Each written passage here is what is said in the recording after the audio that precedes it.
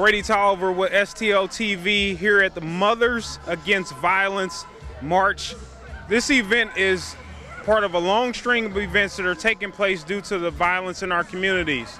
We're going to bring you coverage from the participants as well as the marchers on the things that we can do that could prevent these types of violent acts from continuing to happen.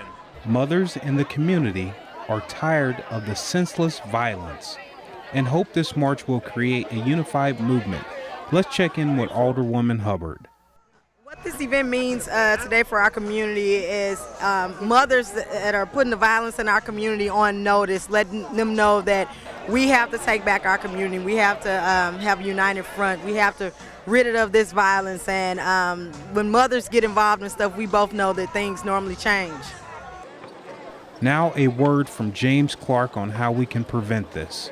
Well, first we have to start with the family.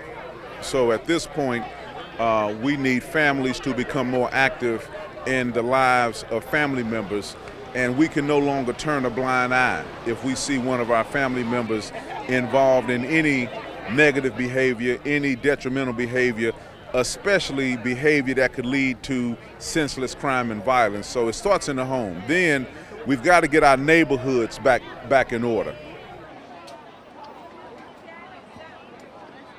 This young lady is showing her true colors and belief in America the beautiful.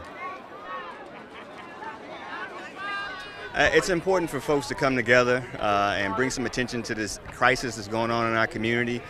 Too many people, especially young people, are being killed almost on a daily basis.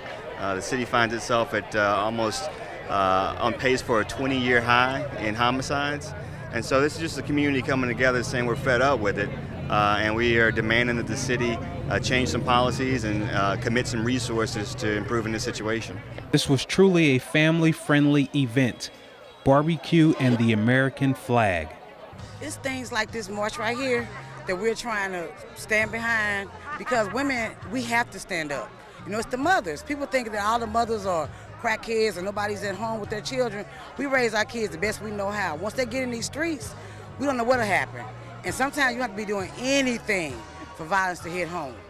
You know, so I want to be involved in something that's positive, promoting nonviolence, and doing the best that we can to stand up as women. From here to our destination, God, let this day be one of celebration, one of love, one of peace. God, but you said that your peace surpasses all understanding. And so God, we speak peace today, and we thank you for your Son, Jesus Christ, who died out on the cross, that all of us that receive him might be free. And so God, we praise you and we magnify your name. Not about us, but it's all about you. It's about your glory and your honor.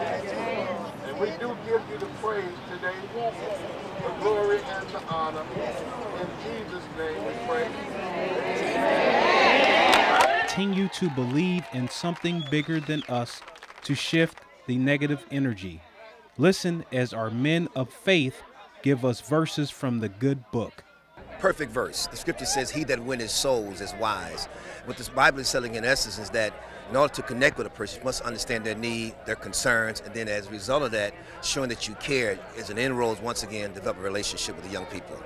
I believe it's Psalm 24:1 that says the earth is the Lord's and the fullness thereof, and they that dwell therein.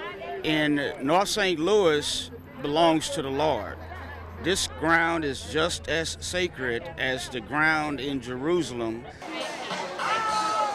Together we stand for freedom and justice for all, not just us. Well, first and foremost, we can do what we're doing today is shining a light on the ugly truth that black-on-black violence will not be tolerated in our community. Ms. Hawkins, thank you for taking time out today to talk with us after such a tragic event has happened in your life. Will you share with us a little bit of your story? Well, my son had just turned pro professional boxer, and he came home, and an ex-boxer invited him to a club in U-City called Escalade, and they got to fighting and shooting in the club, and my son was killed. On this hot day, there was nothing but peace and love in the air. Last but not least, what change are you going to make today?